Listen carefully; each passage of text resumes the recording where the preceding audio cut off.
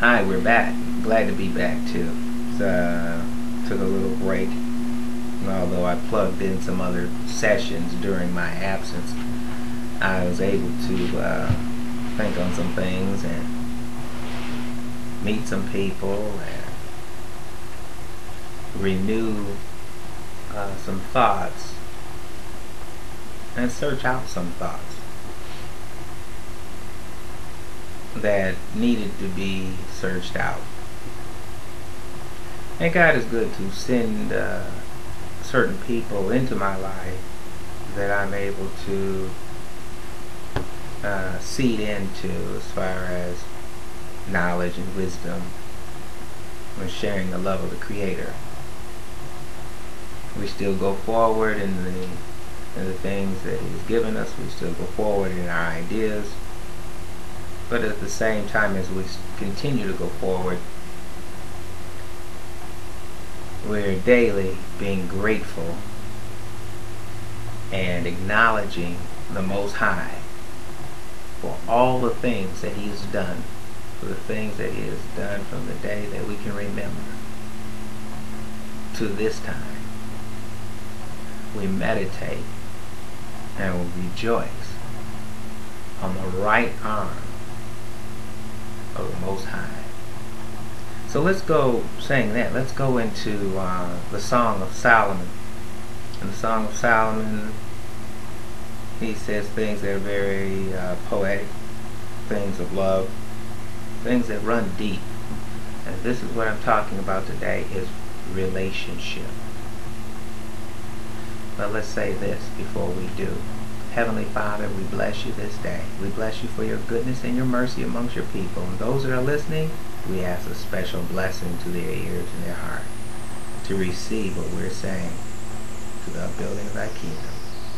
We thank you. Let's go to the Song of Solomon.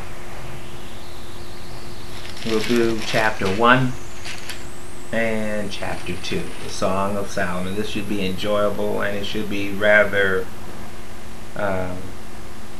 it'll be probably quicker because it does flow. But there's a lot to be said in this if you really look back into your own life and see the things that God has done that have brought you to this very day.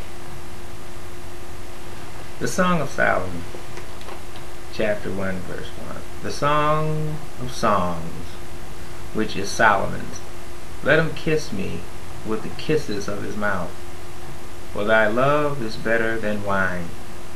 Because of the Savior of thy good ointments, thy name is an ointment poured forth. Therefore do the virgins love thee. Draw me. We will run after thee. The King hath brought me into his chambers. We will be glad and rejoice in thee. We will remember thy love more than wine. The upright love thee. I am black, but comely. Or I am black, yet lovely. O ye daughters of Jerusalem, as the tents of Kedar, as the curtains of Solomon. Look not upon me because I am black, because the sun have looked upon me. My mother's children were angry with me. They made me the keeper of the vineyards, but mine own vineyard have I not kept. In other words, he said my brothers and my sisters were angry with me, probably the older siblings. So they made me work in the garden. You know how we do today with our younger siblings. You know, you go out there and do this. You know, they didn't do their share of the work in the house, right? So they tell the younger one, you go out and do this. Because they know it's burning hot, sun blazing. They'll send you out there. But you said you see where he said, I am black. But comely means yet lovely. But what I didn't understand, he referred to them as his mother's children. Right. Well, your mother's children would be what to you? You would think your brothers and sisters. Mm-hmm. Okay, so I guess that phrase is not common to me. Okay. Well, you'll see phrases in the older writings that say, they don't say grandsons and granddaughters. I mean, you're looking at translations from Hebrew to Greek to Latin, German to English. Okay. You don't see grandson, the grandson of, granddaughter of. Right. But you see our sons. He's the son of. You see? Mm-hmm. He doesn't use that grandson, granddaughter terminology. Okay. Especially when you talk about the sons of Noah. Mm-hmm. So the son, you follow that part, and you won't see grandson, What? All right, but and then you have to remember too that there, where men had more than one wife. The reference to she's my sister. Well, example would be Abraham. Abraham's wife was his sister. A lot of people don't. I mean, you can read it in the scripture yourself. But Abraham's wife, Sarah, was his sister. Mm-hmm. But it was his sister by another mother.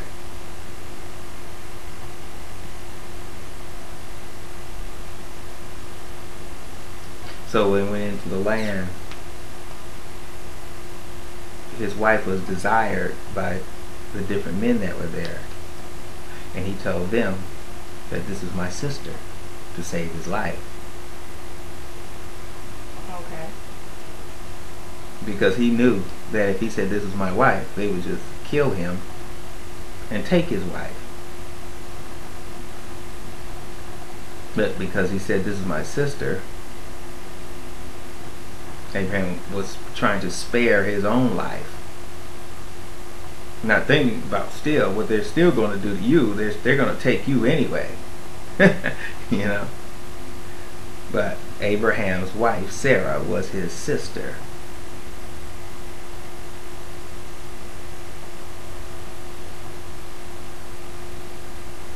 Some people call it half-sister.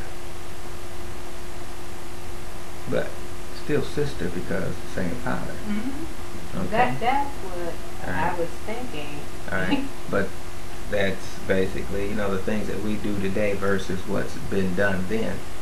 We have been far removed from because of what we have gone through. We are far removed from our history and our culture. And therefore, we don't understand these things because these things have been taken from us. Language as well. Language, once language is taken, the culture is removed. But not to belabor this point. But I was going to say, isn't that practice, wasn't that practice removed just because we have more people in the land now? Who said that? But I'm just saying that would be my logic, the reason why you're spread out and you have more people in the land, whereas you don't necessarily look at your sister. Well, I don't have a count. I don't know nobody who ever had a count. Right. What I can say is, from day one, there have always been more women than there have been men. That I can tell you. That being the case, there is not a one-in-one situation, and we are under a lot of wicked spiritual influence to think otherwise. Well, here's a good scenario. My brother and me, or no, we're the same mother. We have different fathers. And you would think that we are more apart than if you had the same father.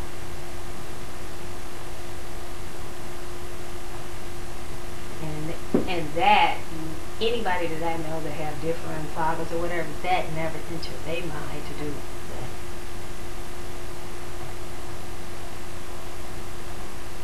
that. Well, again, your sampling of who you know Right. is narrow. Right. Okay, because it was quite popular, and even still is, especially in the Middle East, that they marry their first cousin. Still popular. Means my father's sister, her children, you know, that I would get with my first cousin. It's still a popular Right, but thing. that, we can talk about that later, because that could get like real deep. I mean, a lot of questions can come out of that. Well, you can look. I mean, you can research all that. You can research your presidents like Theodore Roosevelt. You know, some of them they had married their cousins. So that's something you can research on your own. Mm-hmm. But you know, I don't pay a whole lot of attention to those things.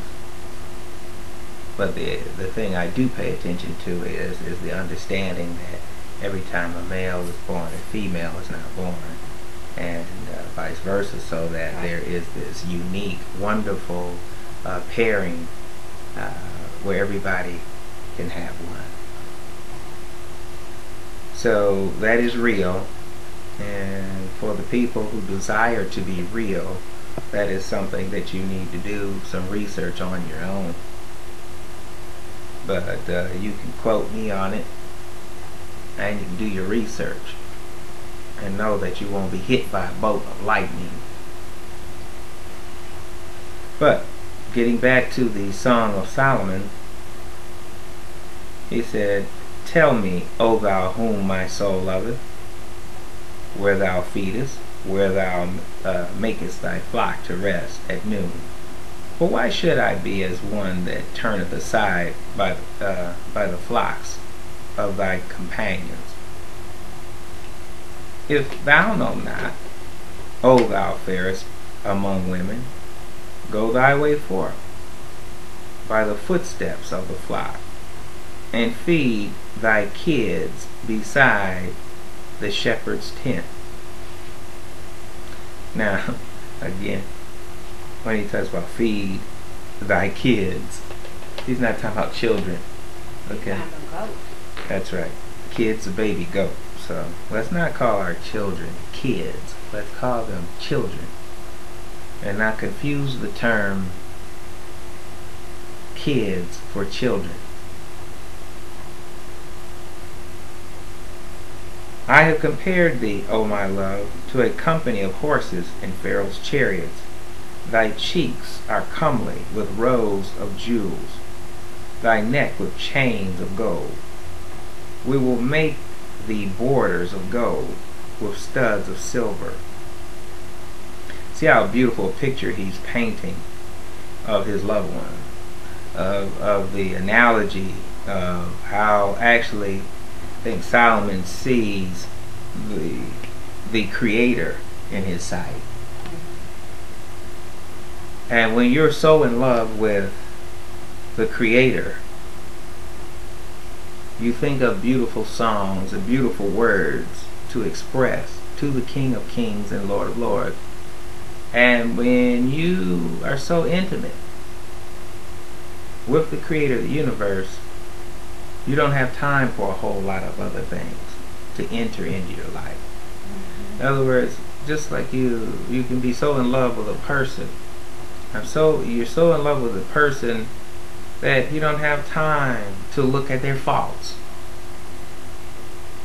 In other words, you just seem to be so blinded to their faults, and many people can attest to that. A lot of times you have courted a person, and that you're so blindly in love with this person that you didn't see the faults, and you didn't even see them until probably the day you decided to actually be with them, and through the course of time being together, you start seeing their faults. And when you start seeing their faults, then you start seeing someone that you no longer desire to be with. But all along, they had those faults. Those things were always there. How is it now that you just start focusing on their faults? How is it that you just start seeing the things that you do not like in a person? How is it? You see, a lot of us, when we get together with someone, we're just so infatuated that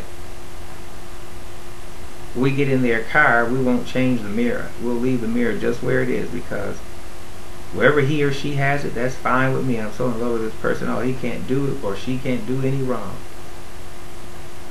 Oh, you even go as far as using their toothbrush sometimes. Oh, I don't have my toothbrush around here. Here's his, or here's hers. I'll use theirs, or I'll use their bath towel after they just used it to dry off with, and I'll dry off with. It's good enough.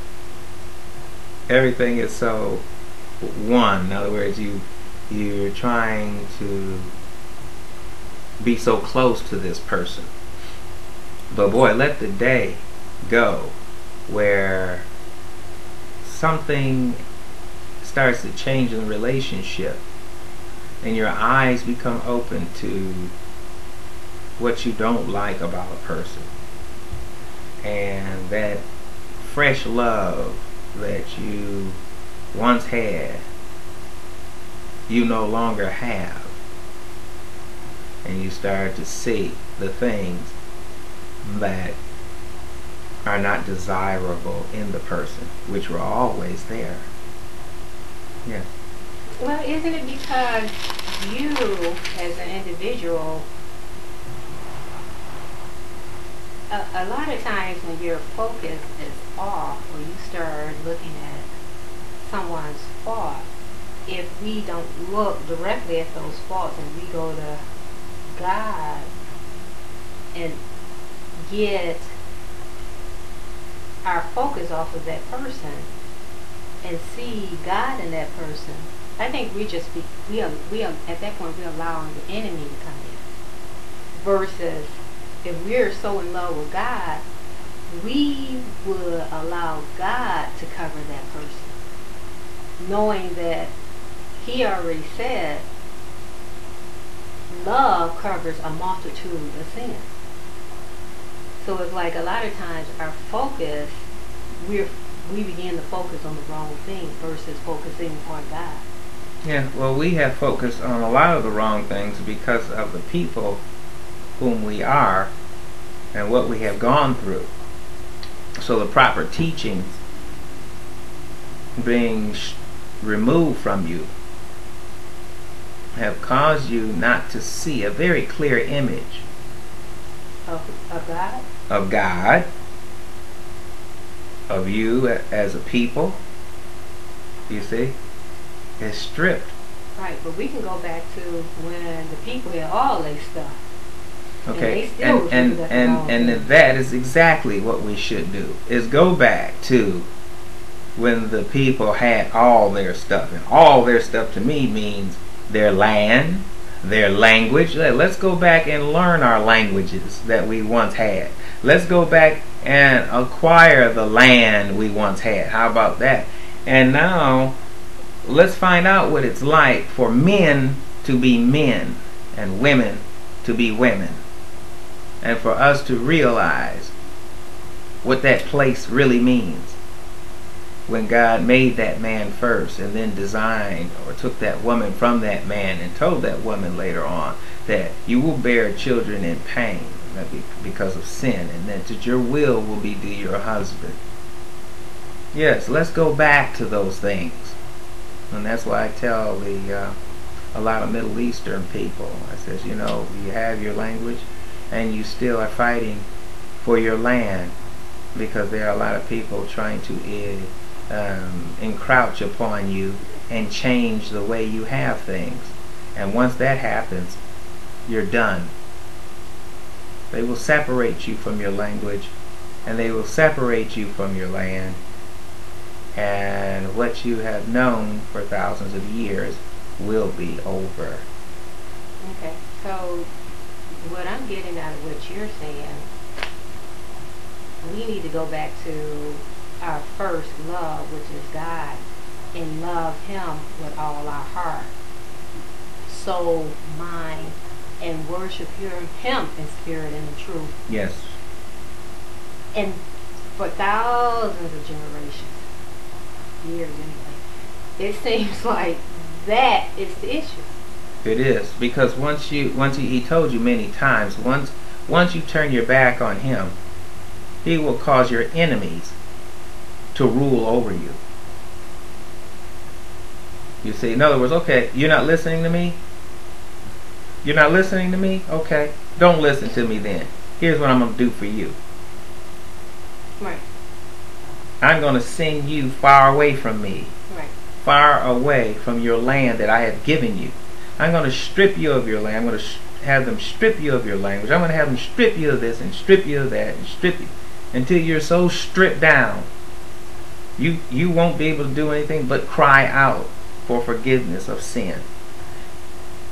You see. And the thing is, nobody likes to be stripped.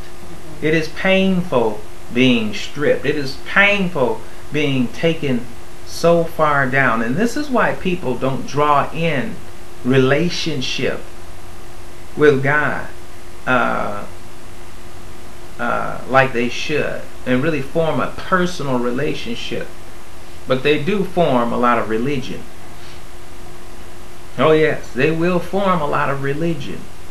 But a personal relationship, they know what they actually have to go through on the inside. A man knows what he has to experience to form that relationship. It's painful to get to that place where you're surrendering really so much. And really you're not surrendering so much. It's just the fight of the enemy inside of you that's adding the resistance that you can feel. And you are going to go through some things that cause you to have to stand sometimes, and it seems like you're standing alone, but you're really not. And that relationship, that close walk with the Lord, takes hours of laying out, praying at night, getting up at certain times that when most people are asleep, you're getting up and coming down to your prayer place and meeting the Lord and communing with Him. And if you have enough love in you for the Creator, these songs that Solomon, that you see, have composed, it shows how much in love he was with the Creator. You know, he looks and speaks like he's speaking to a woman that he is deeply in love with. And the relationship is formed through love. You're not focusing on fears. You see what I mean? As we come into the understanding of the Messiah, certain fears came upon you through religious teachers about dotting the I's properly and crossing the T's properly. Oh, you gotta do it this way. Oh, you gotta do it then. If you don't do it this way, this has got to be done like this. You gotta say it this many times. You gotta walk through the door backwards and all that. You know, I mean, there's just so many. You gotta dress a certain way. You gotta look oh. And that's just their way of trying to get to God. Well, that is their way of control, that's for sure. And that's what religion has a lot of, is control. See, but relationship sets you free. You know, Messiah said, I came to bring you life, you know, and in abundance. Well, abundant living has a lot of freedom to it.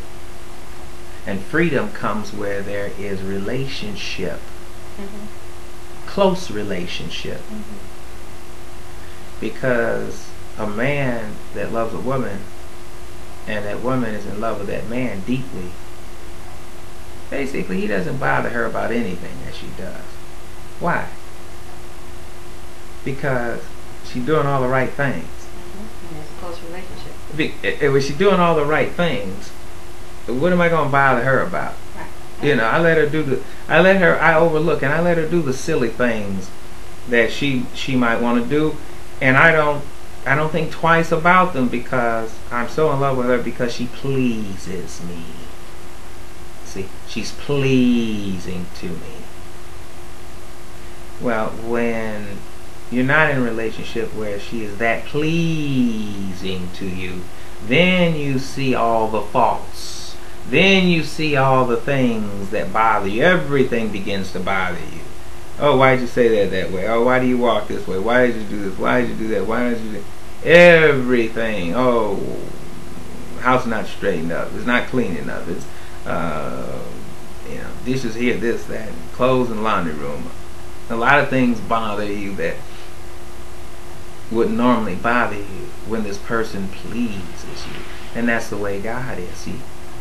See, when God sees you and you please him, throughout the scripture there are too many places that you can read where God allowed Israel to have certain things that was not really his ideal situation for them, but he allowed it because they were his people. But then a lot of times those very things, most of the time, I'll say most of the time, those things that they asked for, that he allowed them to have, bit them right in the rear end. You see. Go ahead. I'm just going back to when you were saying that, because of sin, God took away their language, their land, and so forth. When you look at the foreigners that's running here to this country, and they're fighting for their land and they're losing their land, that's just a gauge as to their relationship with God. If he said that he would do A, B, and C, and if you actually see it happening, and these foreigners are running to a far country, that's just an indication of where they really are in relationship to God.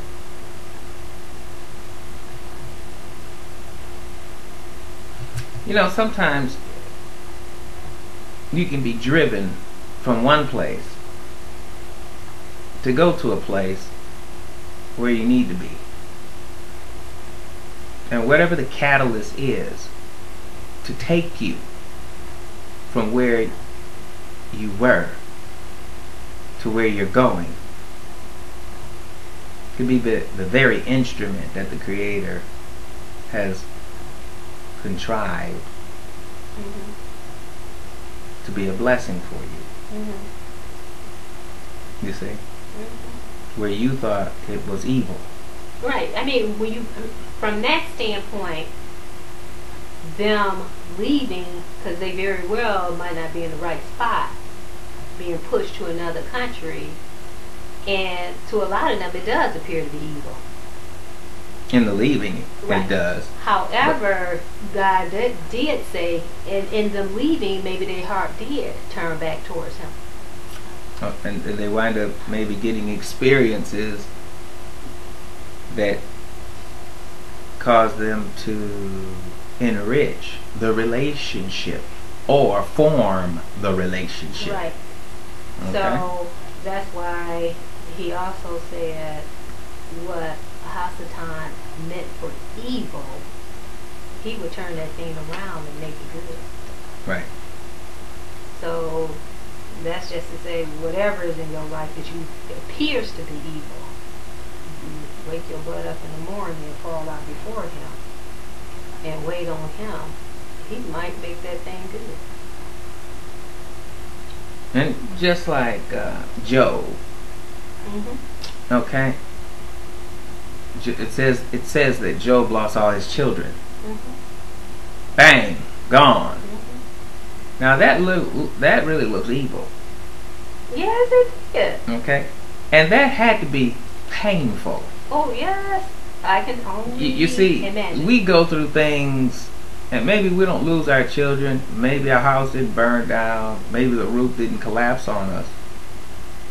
But we go through some discomfort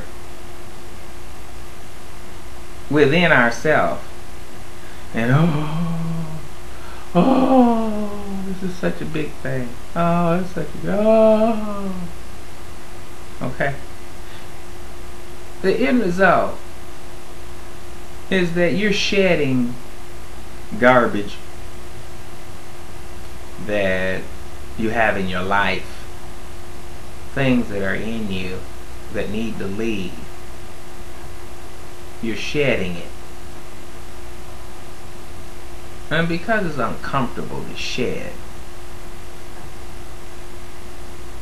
I'll say it like this, you start tripping.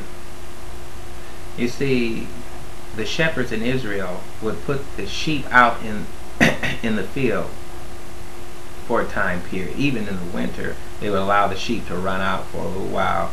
But the sheep have a tendency, as long as you leave the wool on the sheep, they'll stay out in a blizzard during the winter, because the wool gives them a false sense of security. They're comfortable with the false sense of security, so the sheep would stay out to their own demise. So what the shepherd does is he shears the sheep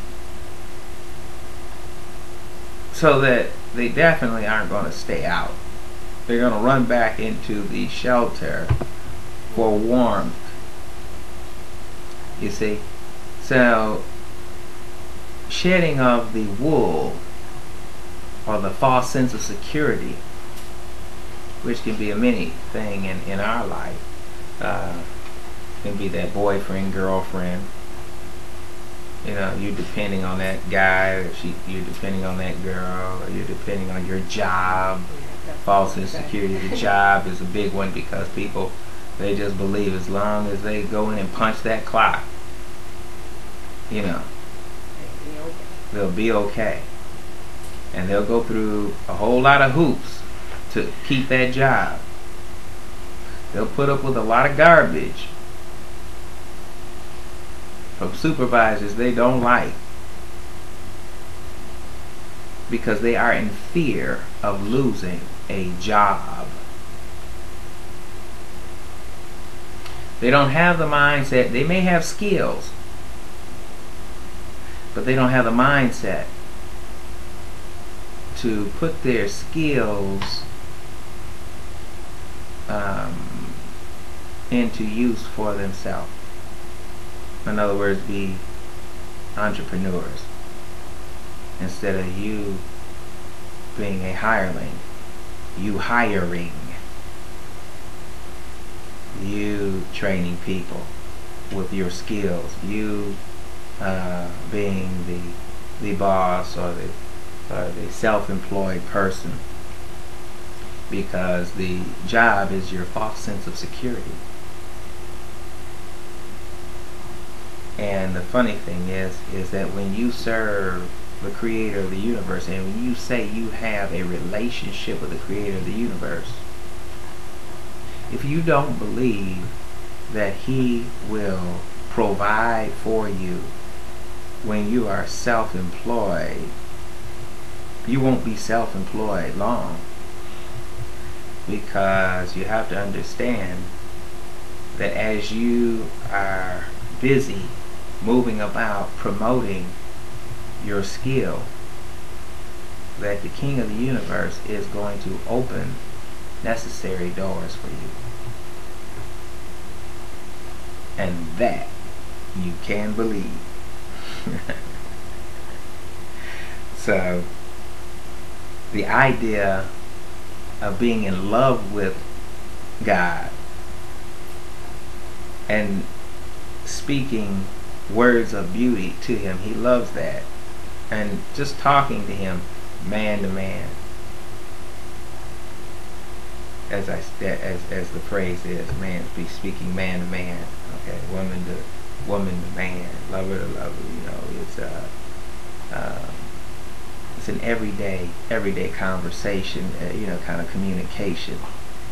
You know, the thous and the these and the that, you don't have to trip like that's religion. But he wants to hear your heart, and in hearing your heart, you're going to get a lot more mileage in your spiritual walk than you would trying to implement religious orders. But let's finish up reading. While the king sitteth at his table, my spikenard sendeth forth the smell thereof. A bundle of myrrh is my well-beloved unto me. He shall lie all night betwixt my breasts. Wow, isn't that deep? My beloved is unto me as a cluster of camphor in the vineyards of En-gedi. Behold, thou art fair, my love. Behold, thou art fair. Thou hast dove's eyes. Dove's eyes. Behold, thou art fair, my beloved, yea, pleasant also. Our bed is green. Our bed is green. Our bed is lively. Our bed is full of life. The beams of our house are cedar, and our rafters of fir. The better wood, the beauty, there's just so much beauty in everywhere I look. You know what I mean? Everything is just wonderful. This is that, this is that, this is wonderful, this is beautiful, that is how you see when you're in love. Everything looks like you're looking through the term rose-colored glasses. Everything is rosy. Everything is coming up rosy when you're in love. And this, again, like I say, is the focus of everyone who says, I have a relationship. This is why David said, I'll remember the days of the right hand of the Most High. When you're going through whatever you're going through, you have to remember the days when you were brought out of your troubles, of your burdens, because there's a Creator who looked down into your situation and delivered you. And this is what you stand on when you're going through. This is what you look forward to day by day. The second chapter. I am the rose of Sharon and the lily of the valley. As the lily among thorns, so is my love among the daughters. As the apple tree among the trees of the wood, so is my beloved among the sons. I sat down under his shadow with great delight, and his fruit was sweet to my taste. He brought me to the banqueting house, and his banner over me was love. Stay with flagons. Comfort me with apples, for I am sick of love. His left hand is under my head, and his right hand doth embrace me. So you get the picture of that when he's talking? His left hand is under my head. His right hand doth embrace me. You get the picture of what's going on? He's holding you like a baby. Oh. You know, he's cuddling you. You know, you're close, and it is a position that you normally would handle somebody when you're in love with them close, and you're supporting the head and you're embracing with the other arm. You think more of a holding, putting that person in a place of security. Or, you know how when you hold a baby, you always holding their head as well as embracing their body parts, just so the head won't go back too far or to the right or to the left. You're trying to make sure they're secure in your bosom. Yeah, well, you brought them to your bosom. That's close, isn't it? So that's exactly what you do with your lover, is you bring them close. I charge you, O ye daughters of Jerusalem, by the roes and by the hinds of the field. Those are like deer, small deer. That you stir not up, nor awake my love, till he please. Oh, I'm so in love with this person. Don't disturb him until he desires to come out of his sleep. Like some of you women out here will wake up somebody, don't care, as long as you think it's time for them to get up, you want to start talking to them when they sleep. Blah, blah, blah, blah, blah. That's a person really not that in love with a person. When you're really in love with a person, you will look at that person in bed and say, oh, look at him, he's asleep. Oh, doesn't he look good there lying there? Oh, you know, I'm not going to disturb him. I don't want him angry with me. You see?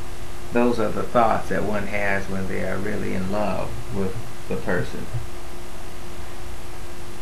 Person that kind of despises the person that they're with. They're just with them because it's convenient at the time. In other words, or he pays bills and, you know, takes care of things. Comes stomping through the room, making noise, not caring about what you're doing. You know, when you're getting yourself ready, if you have to leave the home earlier than the other person. The voice of my beloved, behold, he cometh, leaping upon the mountains, skipping upon the hills. My beloved is like a roe or a young hart. Behold, he standeth behind our wall. He looketh forth at the window, showing himself through the lattice. My beloved spake, and said unto me, rise up, my love, my fair one, and come away. For lo, the winter is past, the rain is over and gone. The flowers appear on the earth, the time of the singing of birds is come, and the voice of the turtle is heard in our land. In other words, springtime. Spring is here. And everybody seems, at least I do, I have for years always felt so energetic and energized around springtime, you know. That's putting it lightly. You know. It's like a buck in rut. You know. He's feeling like love is in the air and he wants to get with all the does he can. Why is it that man feels that? Although many men don't express it, that is the feeling that goes on within a man. And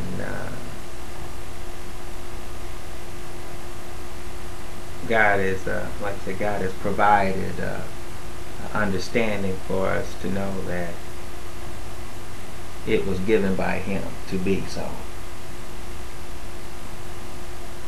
But a good steward over what God gives you will cause you to be able to take care of that which he allows you to have. The fig tree putteth forth her green figs, and the vines with the tender grape give a good smell. Arise, my love, my fair one, and come away. O my dove, thou art in the clefts of the rock, in the secret places of the stairs. Let me see thy countenance, let me hear thy voice, for sweet is thy voice, and thy countenance is comely. It says, take us the foxes, the little ones, or another way of saying that is catch for us the foxes. Catch for us the foxes, the little foxes that spoil the vines. For our vines have tender grapes. And we've heard that term many times. It's the foxes that spoil the grapes, right? Right. The little foxes spoil the vine. Right. Okay. It says, my beloved is mine, and I am his. He feedeth among the lilies until the daybreak, and the shadows flee away. Turn, my beloved, and be thou like a roe or a young hart upon the mountains of the fair. Now stop reading there. In other words, everything is so, you know, symbolic of, sounds like the spring setting of the young deer and the young buck, you know, typifying new life, new beginnings, you know, Right. new love, vibrant and strong, and fresh, and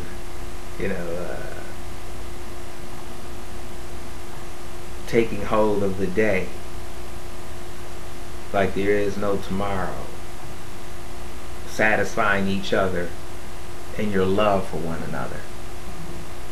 This is how the Creator wants us to see the relationship between ourselves and Him. I can't wait to get into meditation and prayer with Him. I can't wait to speak well of His creation. When I look at the roses outside the window, say, Lord, look how beautiful they are. Look how you created them to, you see? Right. Look, every blade of grass out there, look at it. The trees, look at them. Look at even the clouds, how majestic they look.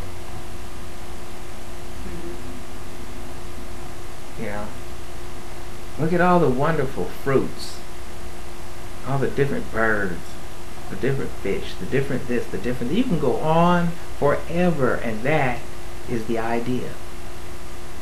He wants you to go on forever, praising and lifting Him up and magnifying His handiwork. And when you get caught up when you're always looking around and beholding the things that God has created and giving Him praise for it, He will show you things and share with you things and take you places naturally and spiritually that most people who say that they have a relationship with God never even heard of, never even thought of. Because as you begin to share your relationship with those who say, I have a personal relationship, almost a phrase that's been coined by religiosity. I have a personal relationship. When you really start sharing your personal relationship of what God has done in your life and the things that He has shown you and shared with you, with people who say that loosely, you'll find a way to say, oh, I gotta go now, I got something to do, and get out of your presence quickly.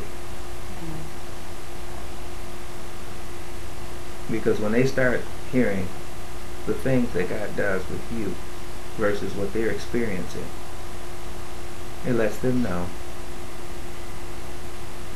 you're nowhere near the relationship of this person that pours his heart out to me, that will do what I would have him or her to do. They're not afraid to speak the heart of the King, no matter where they are.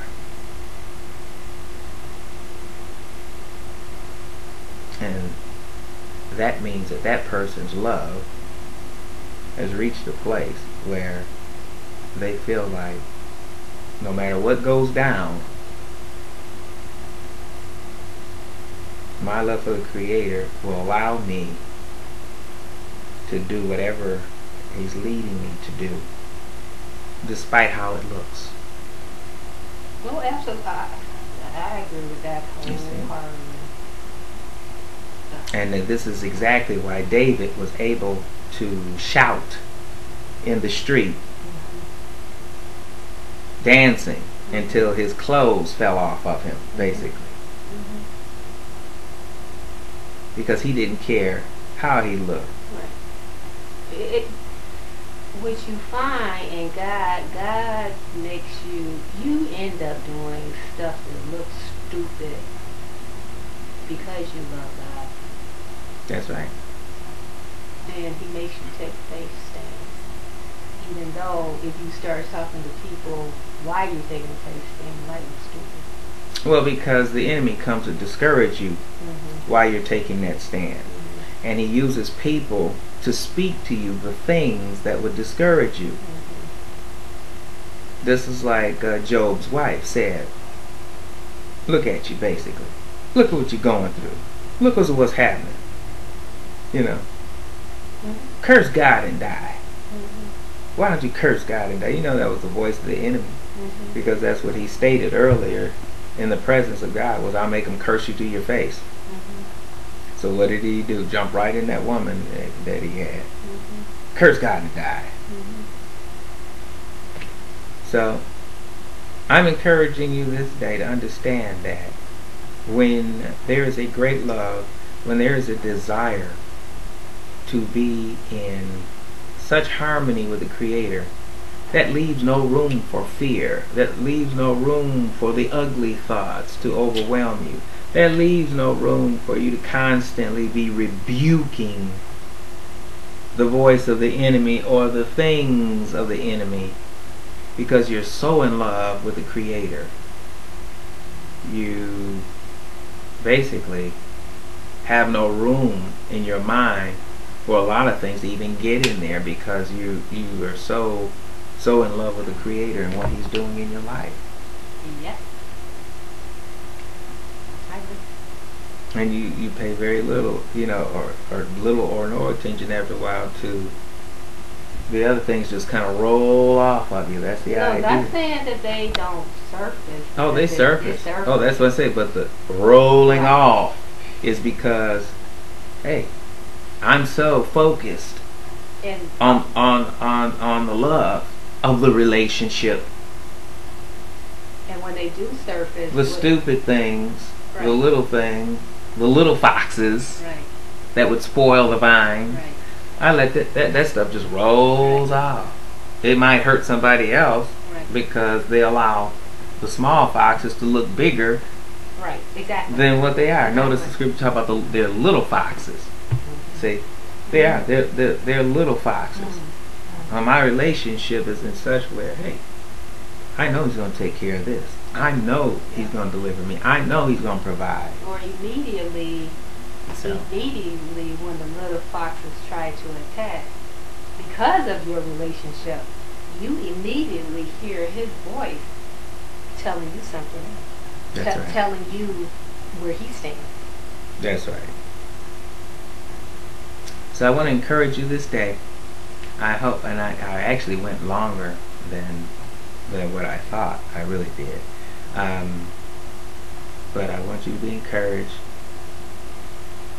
to enhance your relationship, to be real with the Creator, to talk to Him from your heart.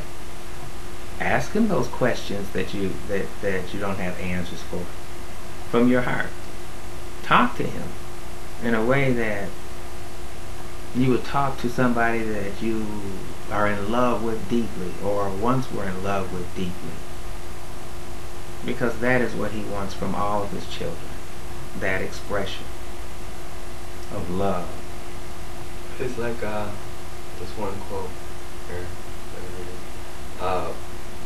What if you woke up the next day with everything you thank the Creator for? Say it again. What if you woke up The next day, the next day? everything you thank the Creator for the day before. I see.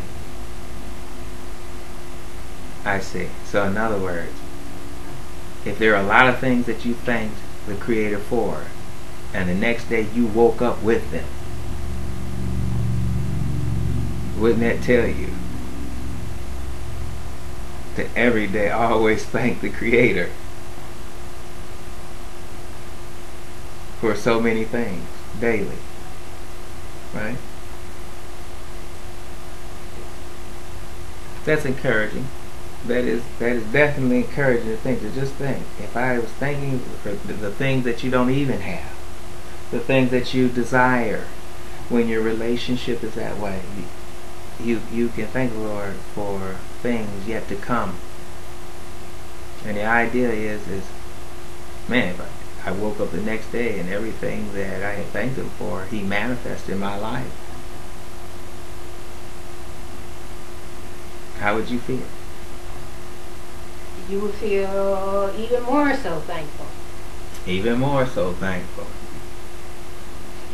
And you would be one who would shout it on the mountaintop. There is no God like the God I serve.